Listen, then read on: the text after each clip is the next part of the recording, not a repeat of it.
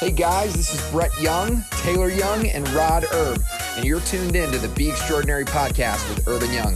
Real conversations about business, leadership, and personal development. Welcome back to another episode of the Be Extraordinary podcast. We have the champ with us today. The champ is here.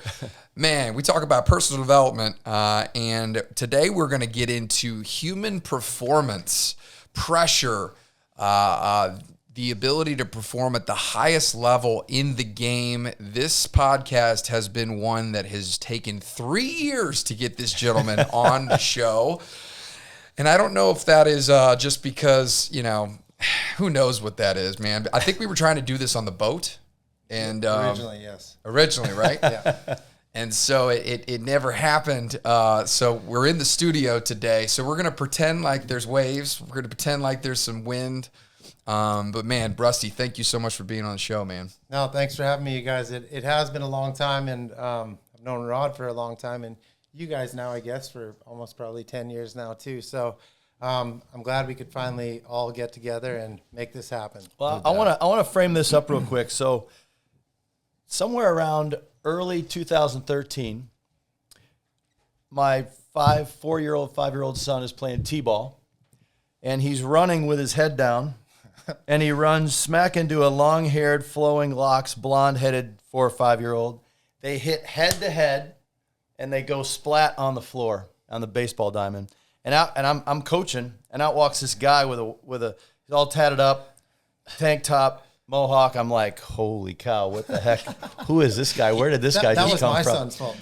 Sir, you're good, my son. So that's how I met the Bone Crusher, man, by my kid and his kid crushing their bones, their heads together. But in the kid's defense, the coach, assistant coach, or someone had the kids running their third. Oh, yeah. One would go to first and one would go to third, and it was a bad idea for our not so bright children. But no, so I go back there because that was really the first time you and I had a chance to meet and talk, and from there we jumped into the CrossFit. You had just opened a CrossFit gym, so I quickly got to know you back then in 2013. We developed a friendship right away. You immersed us into your wakeboard life. We traveled with you to a couple events with our boys, and our boys became real close, which also made it easier. But man, it's an honor to have you here, man. It's been a cool friendship. It's been neat to see your career. Like 2013, that was one of the years that you were world champ. So, I mean, you were at the height of your career. And I always say this. During my golf career, I was able to be around some of the greatest golfers in the world. And I was always somewhat shocked at the way they were stingy with their time. And I've always shared this with you, Rusty. I have seen you. You were at the top of the sport when I met you. You were the nicest person with your time. You never put yourself above anybody. You made time for the fans. You made time for the shoots. You made time for everything. And I just want to say here publicly that is one of the things I've always admired about you. Just, you're the Tiger. You were the Tiger Woods of wakeboarding in that era. And man, you were just a total class act. So it's awesome to have you here, man, and I'm pumped. Yeah, I appreciate you saying that, and you have told me that in the past, and it sticks with me, and it helps. I mean, it is what it is. I don't have like a reasoning for why I was that way or what it was. It was just at that time in my life. Yeah, it is easy to feel like you're the man and you're better than others, or you're because when you're immersed in that time, there is people that, and I'm sure there's people that will say, I met Rusty one time and he was a total jerk, and I can't help that because maybe they did catch me at a time where I just had a bad ride and I fell and I lost out in semifinals, and that was my weekend. That's a tough spot to be in when you're working your ass off every day and training, and at that time supposed to be the guy that's winning those events. So if that ever did happen, I'm sorry, but as a high-level athlete, there's times where it's everything to you, and when you screw up, it sucks, it hurts. Oh, I think I have a glimpse into why you are that way, and it goes back to you coming from Humboldt, Saskatchewan, Canada. I know your parents dearly. I love them; they're great, and I know what kind of upbringing you came through with. you were an extreme athlete. You played pro hockey. You played, you did motocross. You traveled doing both of those things, and then you found a passion with wakeboarding. So what I'd like to do is just kind of go back to the beginning when you were that young athlete getting after it with everything, and you found wakeboarding. So if you wouldn't mind going back there, that'd be great. Can we do this real quick? Yeah. Two things. Number one, Rusty, I'm going to have you scoot up to the mic so we can Okay. hear you. That's number one. Number two, I want to frame this for the listener because I'd like to rattle off some stats. I'd like to rattle off some achievements and some goals and some things that you've achieved in your career because when I hear them, it always blows me away. When I hear that Tiger Woods of the sport, it truly is one of the most remarkable stories in regards to just breaking records and doing things people have never done before. So, Rusty, I don't know if you have the opportunity to do that for a second. I just would love for the listener to hear some of the championships that you've reined in over your career. Yeah, thank you. I think there's been almost all of the major events. I believe I've won all of the major events. I'm a 2-time world champion, which is probably the coolest out of all of the events I've ever won. And not to, to be able to do it twice was huge. And that's 09 and 13, right? 2009 and 2013. Pretty sure. Maybe 08, 09. Real close on those, though. Masters champion, a couple of, maybe for sure 2 times. Pan American gold. I won gold at the Pan Am Games that was held in 2015 in Toronto. So that was cool, being home country. Originally Canadian or from Canada and competing in Canada and winning gold was cool. Canadian national champion, then went on to be the American national champion, Pro Tour champion.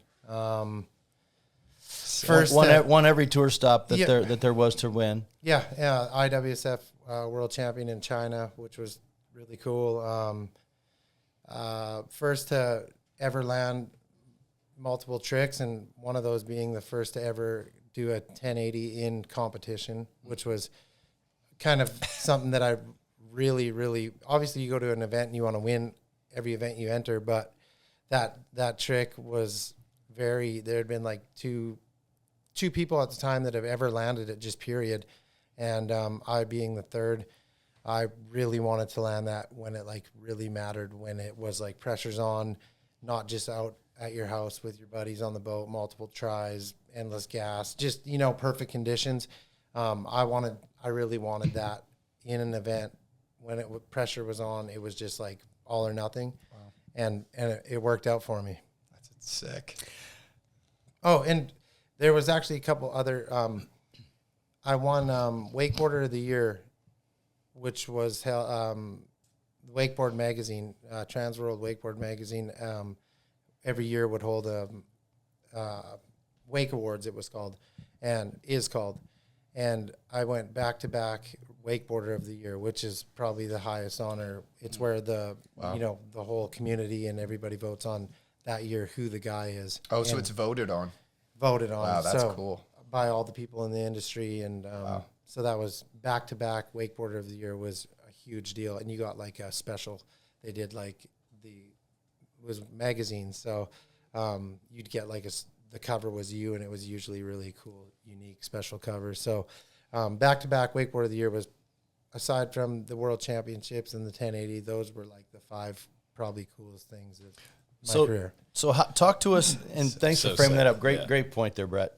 Talk to us about how we got here, man. Take us back to to Humboldt. I love hearing the stories of you on the lake and just learn how to wakeboard behind a rowboat, right? Well, Humboldt, Saskatchewan, where I grew up, is a very small town.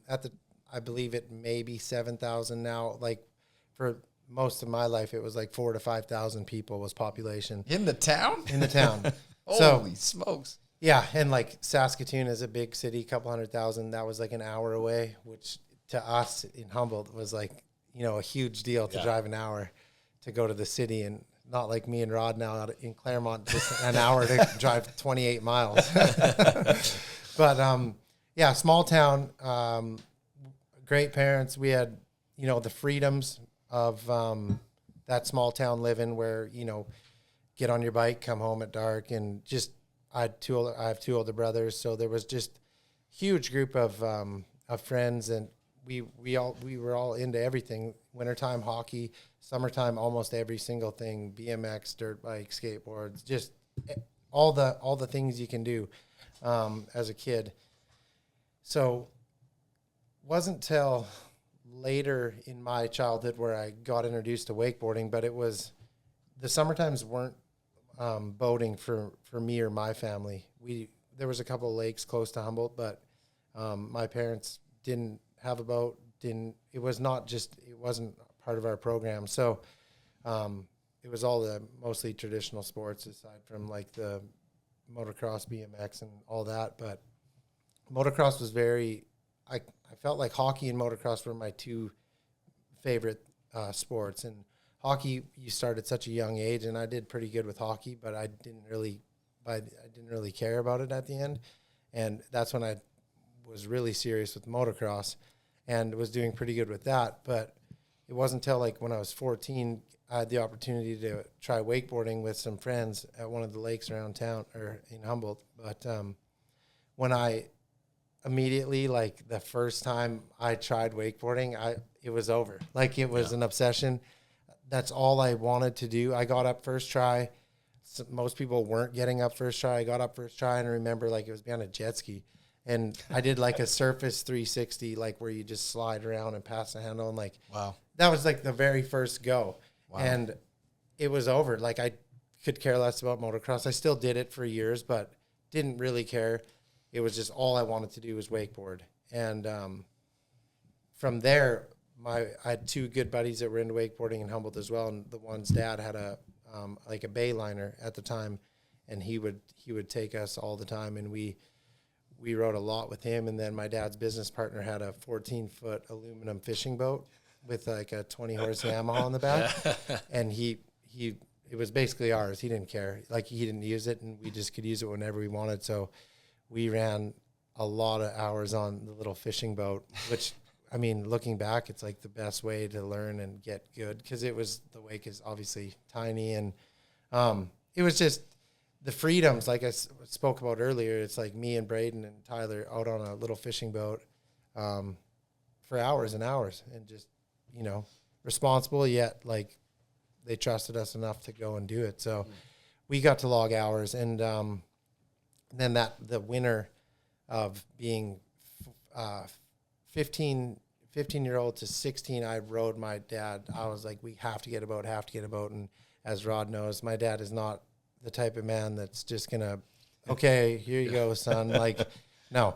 So we scoured the internet, and we found a ski boat in Seneca, South Carolina, a Pro Star 190 Mastercraft ski boat, which is like a ski boat, not a wakeboard boat, a ski boat. Little wake, but to us, it was like the greatest thing ever. $7,500.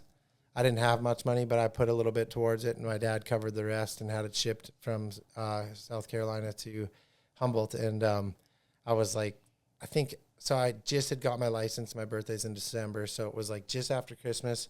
And every day after school, I would drive to the shop, my dad's shop, and boat here? No. Next day, boat here? No. And finally, the one day I drove in, and I seen that baby sitting there. It was like minus 50, not 50, probably minus 20. It was so like Saskatchewan winter, freezing cold, and there that boat was, man. And from like January till the ice broke in like end of April, that boat was in the shop, and I would go there and I would just clean it. Like the boat was like pretty beat up, but I just like did something on that boat every day till the ice broke. And then let me tell you what, when the ice broke, that we ran, I think, 160 hours on that boat in the Saskatchewan summer. Wow. Which is a lot of hours. Yeah, the average boater's 50 hours a year. I mean, it was insane. Me and my buddy Braden, especially Braden, we would go like before school. We would go ride, go to school, come back, ride till dark. In Saskatchewan summer, you got good riding, like daylight till 10 p.m. So it was sick. We'd ride till 10 and hit the car wash on the way home, clean the dust off from the gravel roads on the boat, and just rinse and repeat. We did that all summer long. And that's when I started improving pretty quickly. And it wasn't long after that you decided you're going to move to the States. Yeah. It was So 16, 17, and then at that time I was still going back and forth to Saskatoon because they had a pretty good crew of wakeboarders in the city, multiple guys that had boats. So I was progressing and kind of coming up quick, and then it was literally high school ended, and that I rode that rest of that summer in Saskatchewan, and after that, as soon as the weather broke and it started getting too cold, I packed up my Jetta, and my mom had highlighted the route to Florida, 46 hours. Oh and my gosh. I think of this because like I have a 16-year-old son now, and I'm like, dude, like, I can't even imagine sending him off with even no iPhones, nothing. Yeah. And drive to a different country. Wow. So I hit the road, and I ended up in Florida living on in an apartment in Lake Frederica with a couple of older wakeboarders, and one was a team manager for Hyperlight at the time. They let me crash with them. You know, it started off at $500 a month rent, which was a lot. Ended up kind of finagling my way into becoming the housekeeper, cleaner, boat maintenance guy for free rent. So I would like work to not pay rent, which was totally cool with me because there's a lot of hours in the day, so you can only wakeboard so much. So I was cool with that. They were great guys. They took care of me, and that was kind of like I was coming up and I was doing good, but it was I wasn't no money, no help. Just it was hard to wakeboard 3-4 times a day, pay for all your expenses and have zero money coming in. Mm-hmm. So it wasn't until my dad, he's old school, and it was kind of getting to the point where like he basically said, if you can't kind of make something happen by the end of this year, it's time to come home and go to work. Like he's very, you go to work. Mm-hmm. So it wasn't like I was trying less before he said that. It was just like, damn, and sure enough, few right eyes seen me, or a few people, something happened, and it kind of started with like one little boards, like a smaller board sponsor, and then a couple other little checks here and there, and it was enough to pay for my living, me riding every day, and trying to chase the dream of being a professional wakeboarder. That's wild, man. I just think about those hours that it went in. Was there a point that you go, you know what, man, I'm good. I want to pursue this, or was up into the point where you got that first sponsor? Did you know, like, hey, I want to pursue this professionally? This is a thing I can make money, and this is a thing I want to pursue. Or is it just about the love of, like, hey, I want to just keep doing this?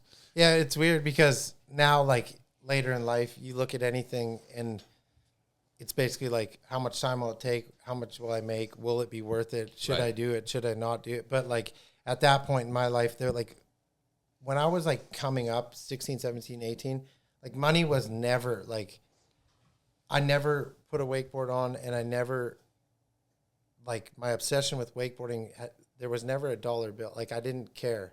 If you told me that all I could do all day is wakeboard and I had nothing else to worry about and I had zero money in my bank account, sign me up. All I wanted to do was be on the water. So I was never driven by, hopefully I can get this sponsor. Yep. And hopefully that of course comes later. Mm-hmm. But at your true obsession and true passion for what it is you're doing, whether it's wakeboarding or what you guys do or anybody, like when you're that driven and passionate about what it is you're doing, I mean, most people, a lot of successful people will basically tell you the same thing. I've heard it multiple times. It's just like, it was never about the money. They were obsessed and like, they loved it so much that the money came. Yeah. But that's what it was for me. It was a legitimate obsession, and all I wanted to do was wakeboard. Man, I was thinking about this yesterday. That's why I asked, just because what a competitive advantage to say, hey, I don't need this other stuff. All I need is to pursue this thing because it's fun for me and I love it. And then you could just go hours and hours and hours and not have that trigger. Is this worth it? Should I do that next run? It's like, no, I want to do the other run because I'm trying to land this, whatever it is. What a competitive advantage that you don't even realize at the time. It's just like, we're not playing the same game. You're playing it for money. We're playing it for love. And because I'm playing it for love and an obsession, I'm just going to do so much more than you. And, sorry. I was just saying the volume. I mean, because if you were doing it for the other reasons, I would guess that it would be a lot of what ifs in the back of your head. What if? But it sounds like you were just completely head clear of any of that stuff because you were just having a blast. Yeah, and that's just it. It was like then I would see some of the more successful older wakeboarders that had made it. Like they wouldn't ride as much as me, and I was like, "You're crazy! Like you have a boat they give you, like a brand new boat, and like I already rode twice, and you just got up, and like I was like, you're crazy." And to me, it was just that was like an 8. It was like that, what's wrong with you? You know, like this is just what I do. Yeah. You know? Yeah. That was very, very much what I saw when I first started meeting you and hanging with you in 13. It's like, you know, when the sun was coming up and the lakes were just butter, Russ is like, you know, I'd see him at the gym at 6 or 7 o'clock. He's like, yeah, I already rode. I'm like, what? He goes, well, the lakes are perfect. So he would ride. He would come and work out. He would go back and ride. He would come back and work out. And then I think he would maybe ride one more time. But I remember, no, listen, this is crazy because what I attribute this to like my golf recall with Tiger, right? Like Tiger ushered in the era of we're going to be athletes, right? Mm-hmm. We're going to work out. We're going to pump heavy weight. And with you were really the first one in the sport.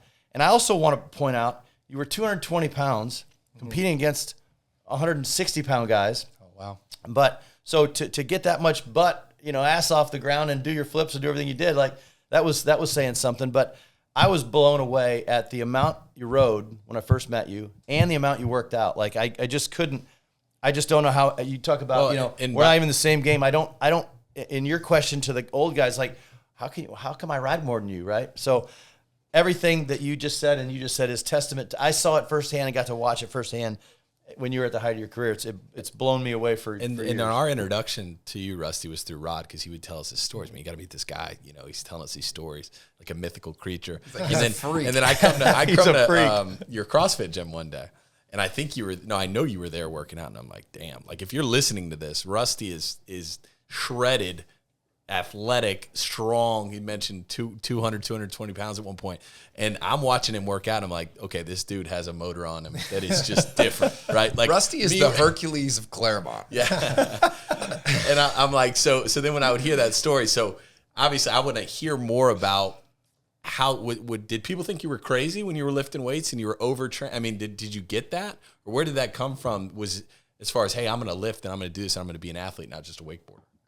Yeah, it like Rod said, I don't really I don't take claim to it, but I do know that I was pretty much the first high-end wakeboarder that like took it to like an athletic level where I trained and I did all that. And I just like growing up in motocross. So if you're not on your bike, you would be in the gym, you know, working out, trying to get stronger, get your fitness level up so that you could ride faster, longer.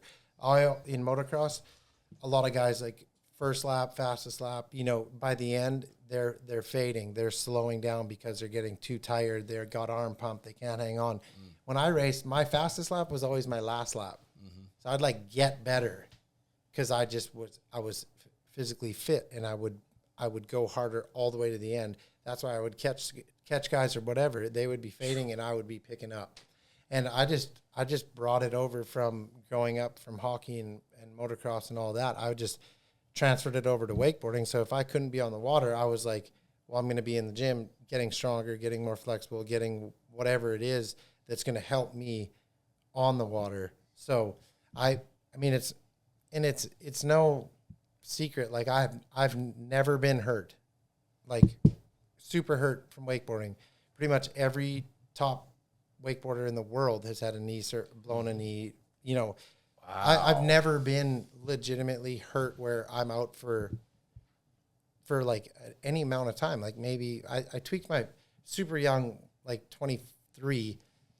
Yeah, 23. I herniated a disc, just took a weird fall. And like that was like the longest I was out for like 2 weeks. Yeah. I like more stretching, relieve the pressure. And I was back within a couple of weeks. But I broke ankles and stuff like that, but it was never nothing major. Just rode anyway.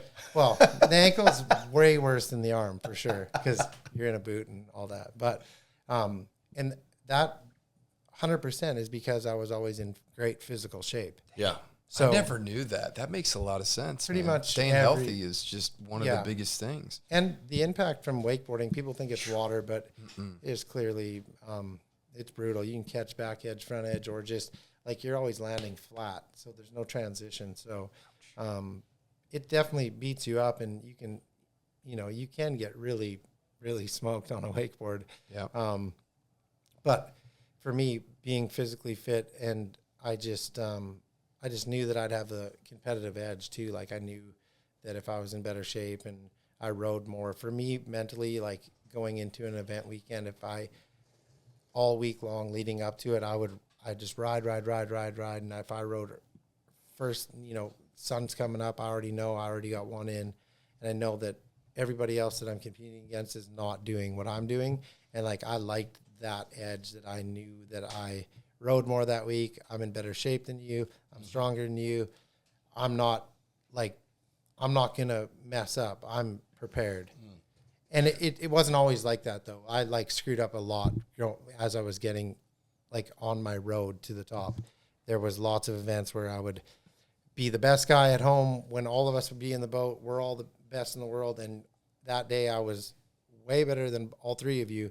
And then go to the event and I'd fall first trick. Like, oh my God.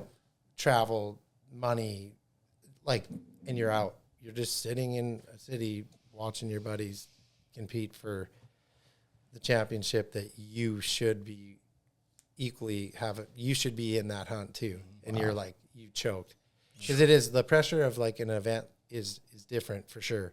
You fall, you're basically done. Well, it's so hard, yeah. And it's just conditions. It could be windy. It could be just different altitudes. If we're in Denver, the wake wouldn't be as big because they didn't have as much weight in it because the motor, with the altitude didn't have as much power. Wow. So like if the wake was small, that would always suck for me because I like being a bigger guy.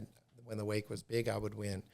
If the wake was smaller, I always had I knew going in that it was going to be hard. But, yeah, it's just, I kind of rambled there. I don't even know where I was going. I with would that. love for you to, because obviously there's a transition to where you're now good. You're one of the guys. You're clearly as talented maybe as anybody in the world, but maybe in competition, it's not going like you want it to. In pressure moments, you're not hitting it. You're out early. Was there, and obviously what I heard is that the confidence came from the preparation. Like if I know I do the work, when I get in that pressure moment, it seems like I'm more equipped to just let it rip and play free. But maybe when I know I don't do the work, maybe I don't play as free. What was the difference between Rusty, who would get bounced early and be watching his friends on the weekend and be frustrated, to the Rusty that goes, bam, I just won this thing and I just performed in a pressure moment? Was there a switch for you or something that you paid attention to over the years that really allowed you to dial into that high pressure moment? Yeah, it's a good question because it's hard when you're young. You're not expect. So when I was coming up, all I wanted was what you had. You had all the sponsors. You had to go. Sponsors were flying you here, doing this, and I'm just sitting. I'm your friend, and I'm getting good, almost as good as you, but I don't have all that, and that's all I want. I want what you got, and you're traveling, you're busy, you're not riding as much because you're obligations now, and I'm just sitting in Orlando, just cranking out sets, working out, riding, getting better, and then all of a sudden, boom, I got everything you got. Now I'm not riding as much, and I have obligations. But going back to like so when I was coming up, the preparation and knowing I had the edge on you was huge for me.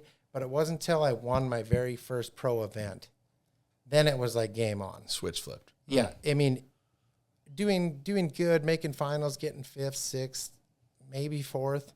That was awesome. But my first event that I won, it was actually in Reno.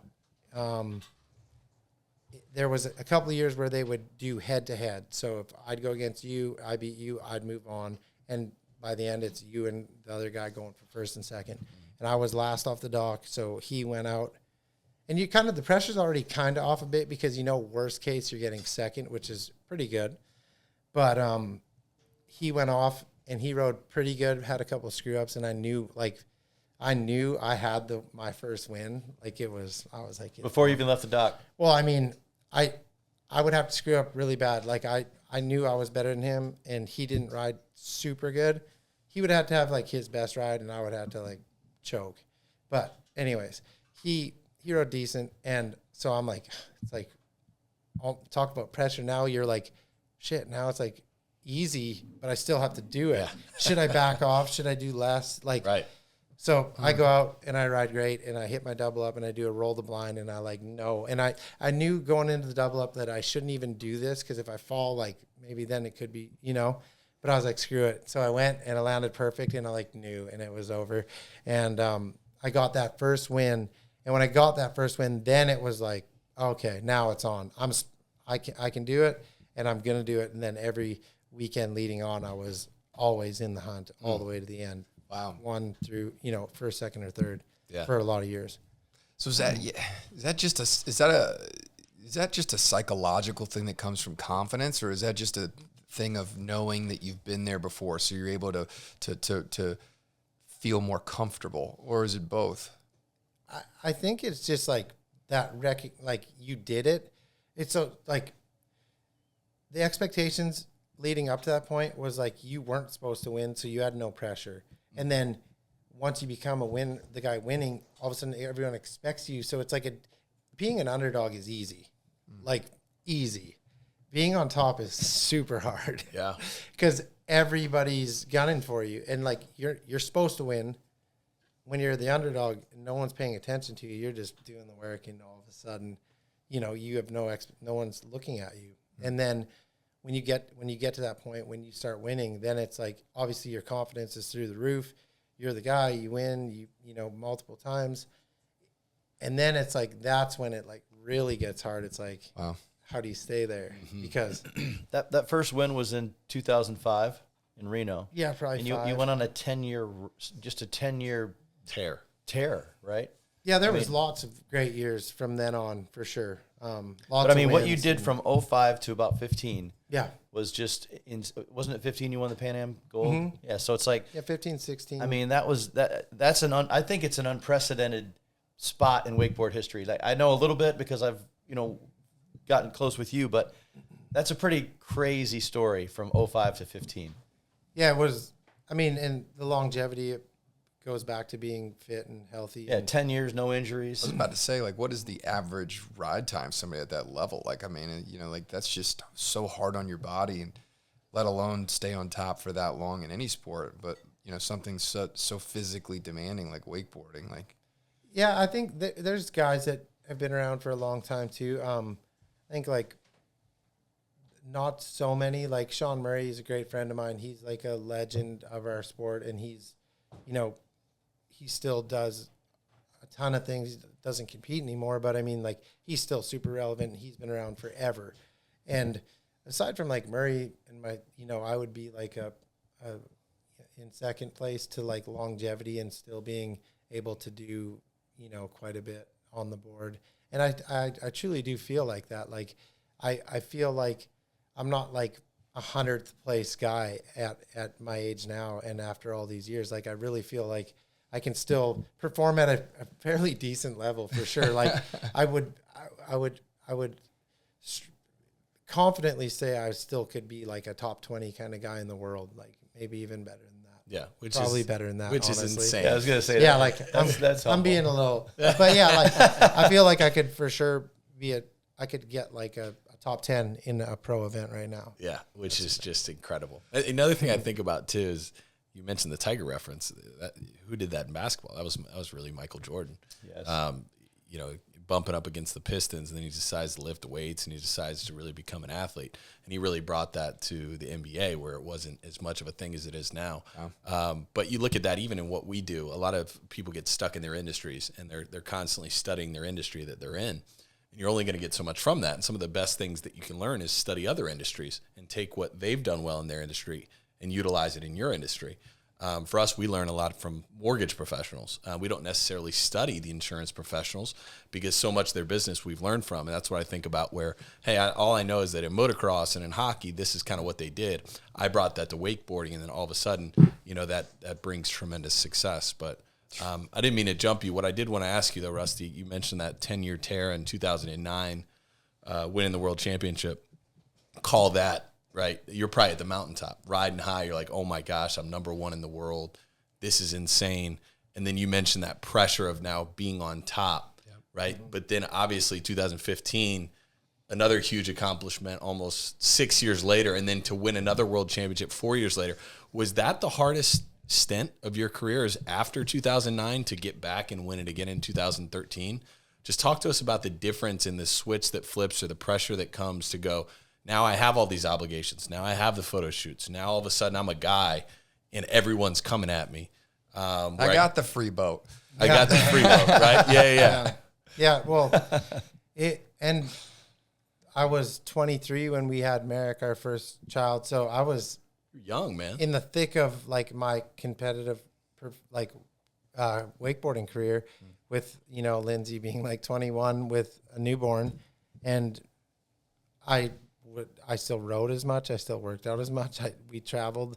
I just had a wife and kid with me. So it was like, I look back now and think like, you're crazy, but it was literally like it was normal to me to like, that was whatever. Obsession was normal to you. Yeah, that's what it sounds it like. was just like, no. I was obsessed. Maybe these other guys, some of them maybe were, but most of them weren't. Right. And so the things I were doing did not make any sense to probably a lot of people. And even to yourself looking back. Yeah, looking back, it's a weird road for sure, or like exhausting looking back now, thinking like what we did. But the whole like winning and then winning again, or, but the thing with wakeboarding, we had a fair amount of events. So like I would say probably 15 events a year, which gives you quite a few tries to, you only have one world championship though.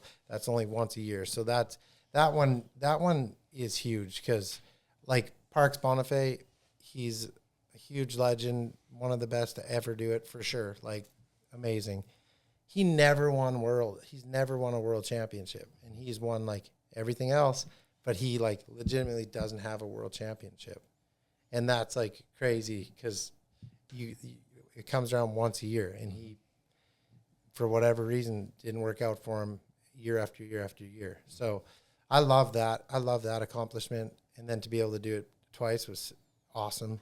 But we had quite a few tries at winning throughout the year. 15 events is a fair amount of events, but there is, it's so much different. We would board a plane, fly from here to LA to Sydney to Perth, and then like wake up the next day and go down and look at your heat sheet, and you're like, oh, I'm in third heat, last off the dock. I got him. Like, it's insane. No practice, fly across the world to Gravity Games in Perth, like literally land after 45 hours of travel. Like Perth is as far as you can go. And then like wake up, walk down to the site, check it out, and ride. So like talk about like being able to like perform.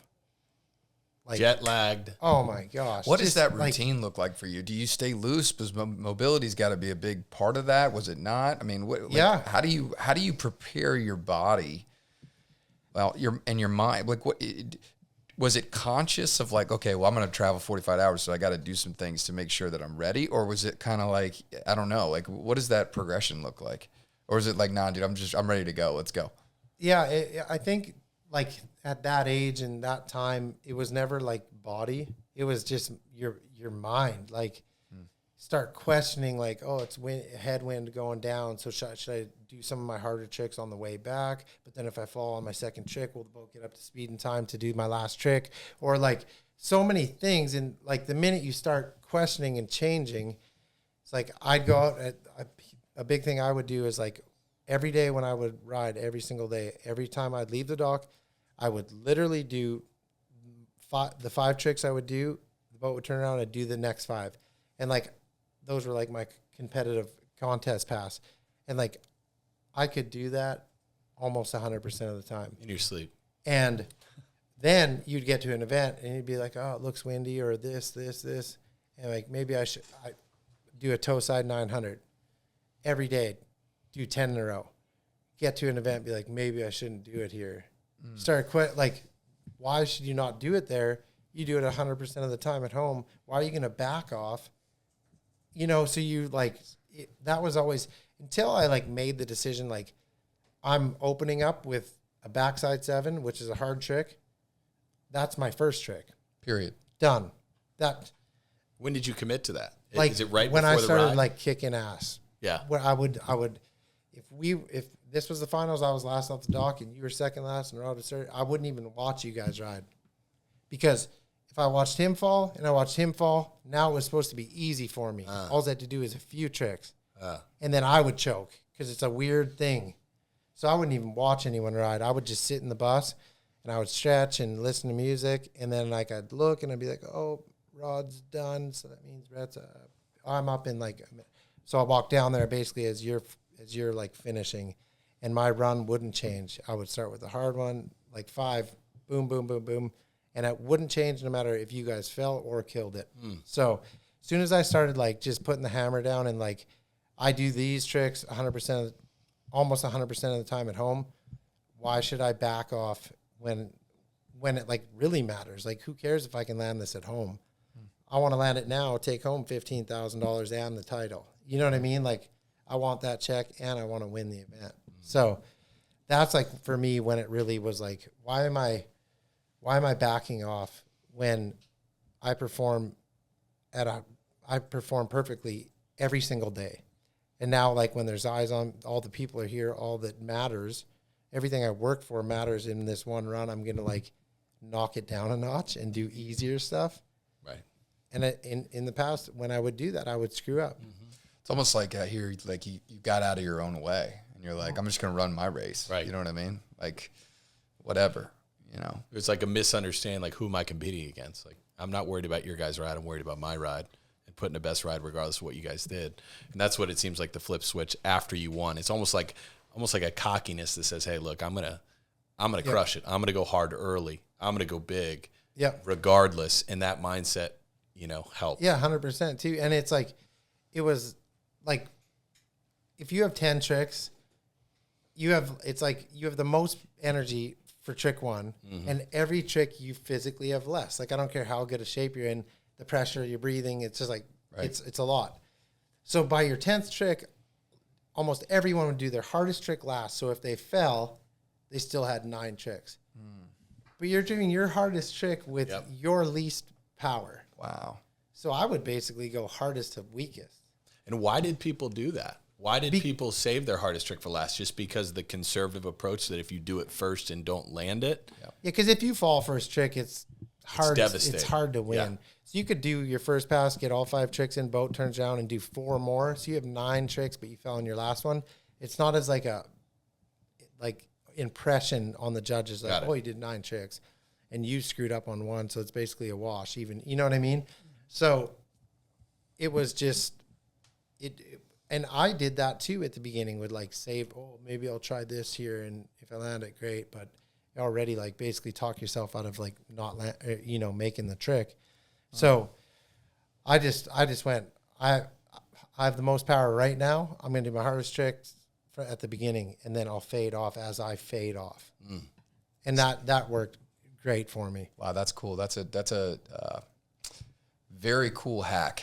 Yeah. To think about you're doing something different than the pack, which is it's really like cool. with CrossFit, right? Like back in the day. I was just going to say, I was actually round. I was just going to say this. I've worked out alongside Rusty. I've never worked out with Rusty because I don't want to work out. With Rusty has a demon. Him. He has a demon gear. Okay, and you bring up CrossFit ironically, and I'm thinking about it.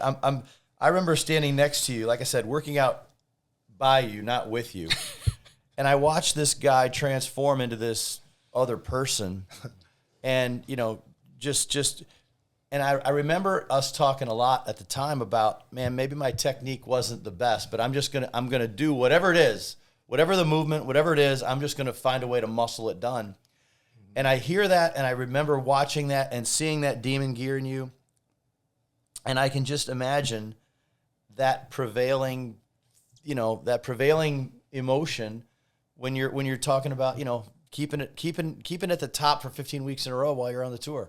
Yeah. I mean, it just blows me away. And I hear this, I've heard this stuff, and these are great questions. I continue to hear this stuff again, and it's like, it's super impressive to me, man. Yeah. It's one of those things too. It's like with the gym stuff, it's like that's probably the most humbling style of working out you can do. Like CrossFit is, Try being me. we did it forever.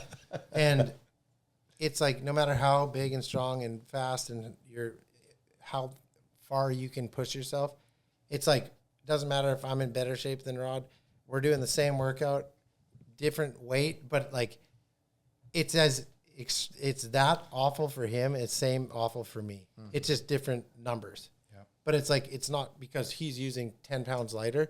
It's easier than mine. Right. No, it's like the worst awful. Yeah. And, but there is something to be said about a strong mind. Like, if, mind over matter, if you don't mind, it don't matter. That was like a huge thing I would tell myself. Like, mind over matter. If you don't mind, it don't matter. So use that in like everything. Someone piss you off, fuck them. Sorry. Whatever. Mind over matter. I'm not letting it get in there because it don't matter. Mm-hmm. And like when you're hurting and you're dying and you're just like, one more, it's like, don't let your mind get in there. And, and that to me, that like saying like works in life. You have another saying about hard work that I always remember when I first met you, and it wasn't a cliche thing when I first met you, and you'll share the saying, but I've watched you maintain that pace and that tenacity of work ethic since the day I met you, right? I mean, it's like whether you're training, whether you're on the water, whether you're in your business now, doing your thing, but to me, like you said this earlier, we're not even the same game. Like when you look at your work ethic and you look at where you've come from and you look at what it took to get here, like you say, I'm still a top 20 in the world guy. There ain't no way that you'd make me believe that if you were competing on the water right now, you'd be a top 20 guy. Top 10. There we go. Well, I was going to ask just before we move on from the demon, because I've witnessed it too at the CrossFit gym. Demon. And after seeing a lot of people, like being in athletics, seeing, there's people that can work out and get it, but I don't know if I've ever seen that. Like that, where does that gear come from? Does it come from a chip on your shoulder? Does it come from a darkness? Does it come from just pure deception? Like, why do that? Why work at that pace, and why do it so consistently? Pace is the good that word. Basically what you said, chip on your shoulder and darkness, like that. Those have to be there. Like you have to find a reason to hurt that bad. You know what I mean? Like it's so easy to be like, I'm done. Yeah. It's the easiest thing to do. And by the way, I'm already the champ. You know what I mean? Like I'm number one in the world. Why would I work out with, Yeah. Did that reason change over the years? Did you try to find stuff that, like, I remember watching The Last Dance with MJ, and he would try to find stuff and almost manufacture these enemies to push himself to the level that he knew he needed to go. So I'm just curious if that shifted over the years, where it's easy to find the chip when you have no sponsors, you have no money, but then to kind of replace that chip. And then even after wakeboarding and you're not competing anymore, still have that pace. Yeah. It's fascinating. And it is like, it's not like you're jealous of this or that, or like it's the, and when you say chip on your shoulder, it's just more so like you have to be that way. Most successful athletes, like there's times when you have to be selfish or basically an asshole.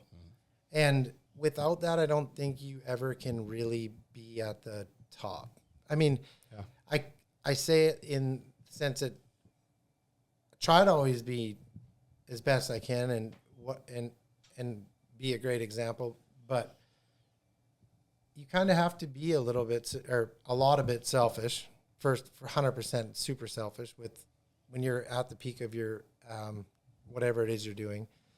But yeah, there's just, you have to kind of be the alpha. Like if you don't have it, you don't have it. And there's nothing that like I'm blessed with like an amazing work ethic. I legitimately will put myself up against anyone and proudly. Like I wear that proudly, but I didn't create that. I don't know why I have it. I just do. And I take full advantage of it. But I can't say like, oh, you have no work ethic. Yeah, maybe you don't, but I don't know. Like you can't create work ethic. You can improve it, I believe. But with people that can just go hard, it's like, I can't explain it. It just is, it is this way, you know? Interesting. Yeah, that's well said. I think about that Tim Grover book. What was that, Relentless? He talks about, cleaners, closers, or whatever. But it was this talks a lot about the darkness of the top 1%, and how there's this level of darkness and demon to where I'm gonna in kill mode, and I'm gonna remain there longer, and it's just that difference, that extra little bit that just doesn't make sense, and you have that in spades. I can see that, right? You look at Rusty as a guy across the table, be like, I don't want to compete against that guy. Yeah, exactly. You know what I mean? Like if that, and I'm sure that's, you think about Tiger in his prime. They see that Sunday red. There was a mental aspect where like, they're not willing to go the distance. They're not going to go the distance with him, right? And that's clearly. I had a buddy who played in the U.S. Open, and he played really well the first 3 rounds, and he was paired with Tiger in the final round. And they finished, and Tiger said, well, you had 3 good days. And that came from his mouth. Yeah, that was so it's like that's it though, right? Well, It's there's like, that alpha, like, like it's almost as if it's like this domination gene. It's like, look, let's call it what it is. We're competing, right? Yeah. Like, and so I just believe I'm better than you. And I'm like, that's that chip, it's like, I could just see, it's like, look, if I'm going to be the best in the world, I've got to believe I'm the best in the world. And I've got to act like I'm the best in the world. And so that's where I feel like that selfish thing comes in. It's like, look, it's about me right now. And I'm, like that. I totally agree with that. And from a thread perspective, and to be able to switch that on and off is probably very difficult at times. But yeah, you're don't mean to interrupt you, but it's the switching it off and stuff and not being that overly competitive guy that like we all know, we all have people in our lives, and 100% I for sure was that guy a lot of times where like it's just a game, but it's not to me. Yeah. You know what I mean? Like don't flip the table over. I don't know, it's just it's like that, the way you said it, it's like I on and off, and when it's on, it's like I love that though. Like, I think that's not talked about enough. Like you said, obsession earlier, right? Like I don't think I don't think you should have to apologize for that. Like that, I think that is one of the coolest traits that anybody, that's what I look for when I'm looking at different people to model and I'm looking at my own life. Of course I want to be balanced, and when I go home, and I want to be loving and caring and affectionate and empathetic and for other people, but I would rather figure out how to do that better and have a main switch that defaults to domination obsession. Because what is it to be in life without giving it everything you have at doing something amazing? Like, and that's what this whole show's about. That's what these shirts are about. It's like, that's why you embody so much of this brand, and what we're obsessed with just hearing your stories. Like, it's okay to be obsessed, man. It's okay to be passionate. It's okay to be like default aggressive to trying to create the highest, best version of yourself in whatever craft that you perform in. And so much of mediocrity just comes from your inability to commit to going all the way. And don't you think though, that's maybe a little unfair though, because like, do you think every man, whether he's say working at Publix, do you think it becomes where he's just like, whatever? I think that's fair. I think like if you don't have something that you really like love or want to do, how would you, it would be extremely hard to like find a reason to go hard. Mm-hmm.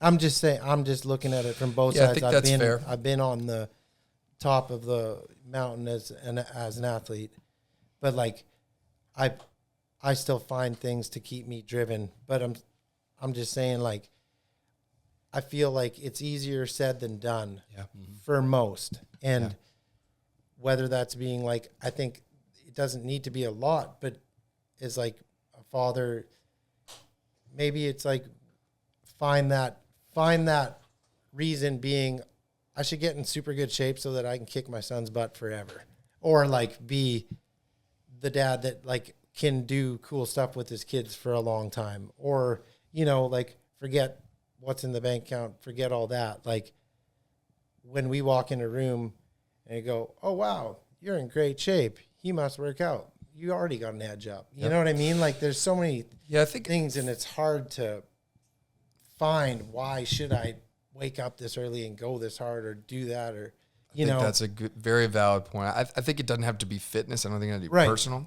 But I think there's just this development, progressive desire that I think, for me personally, is just left to be desired in a lot of individuals. And so maybe you don't have it, maybe you do. That's hey, you know, that's up for debate, and I understand. I get it. I just, you know, I think a lot of times, for me personally, when I look at it, it's almost as if like you have to apologize for going hard in the paint. And I guess what I'm saying is that, you know, there's a reason that we all turn on and we want to watch the best performers in the world, regardless of if we have that in ourselves.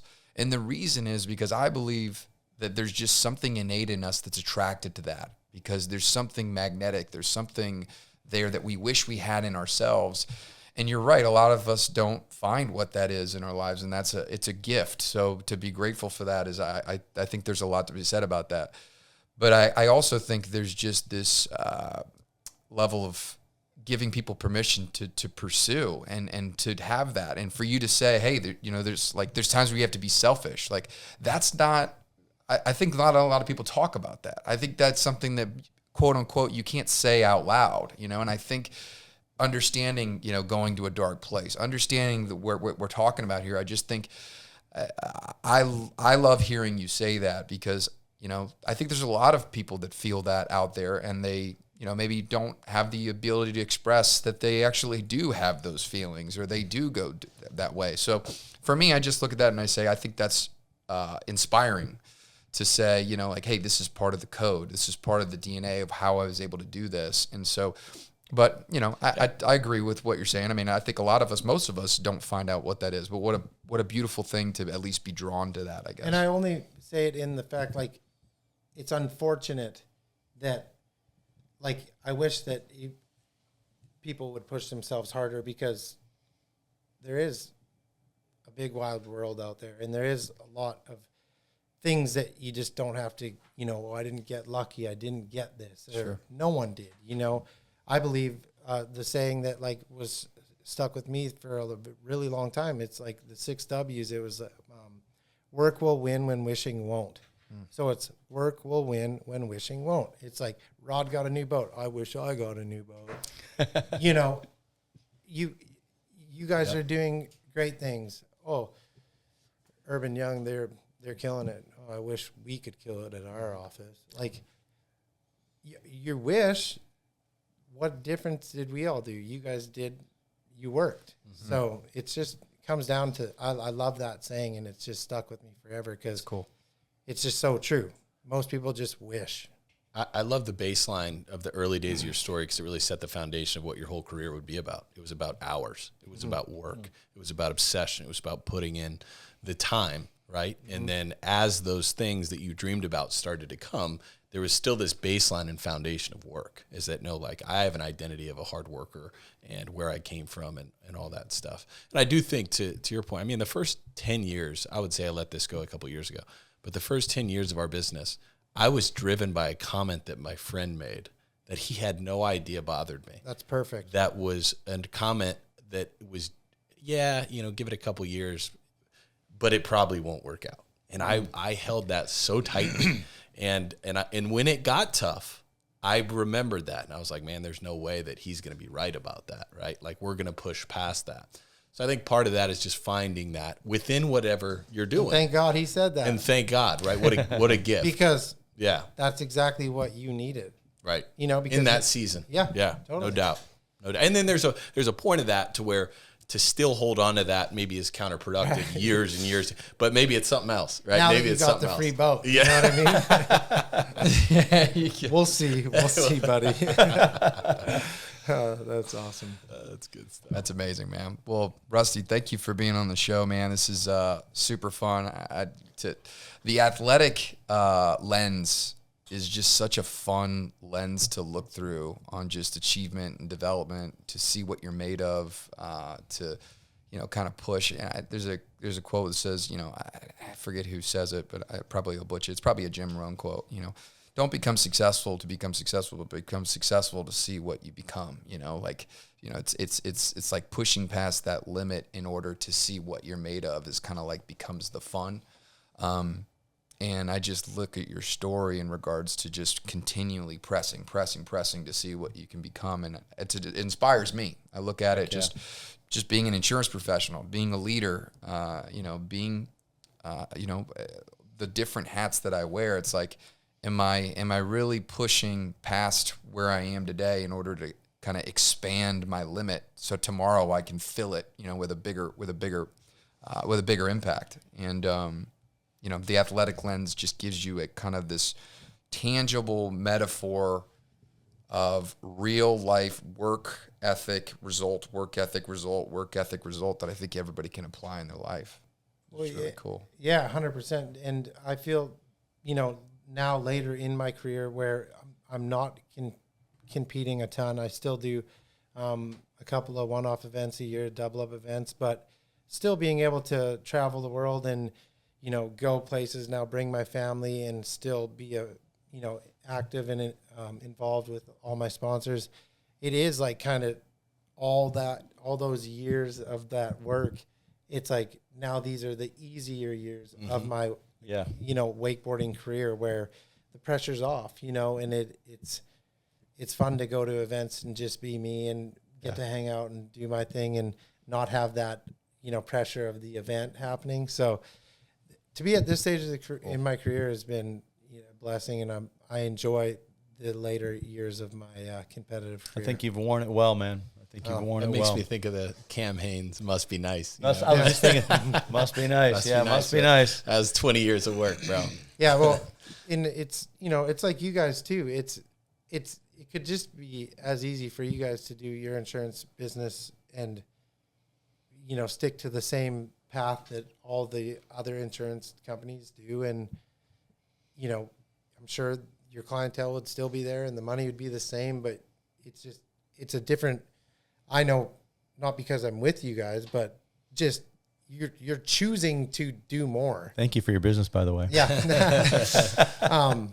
It's a choice that you guys want to do more. You want to do these things. And it's awesome because you could, like I said, I'm sure the clientele would still be there. The money would be the same. And you guys could just do your own thing sitting in your office, but you guys choose to always be proactive in doing things. And I mean, it's cool. It's good. I appreciate you man. saying that. And I think to speak to that before you wrap up, Brett, like that's something that we always talk about. And I think it really goes to the point of what you were talking about in the debate about, does everyone have their passion and which way should you go?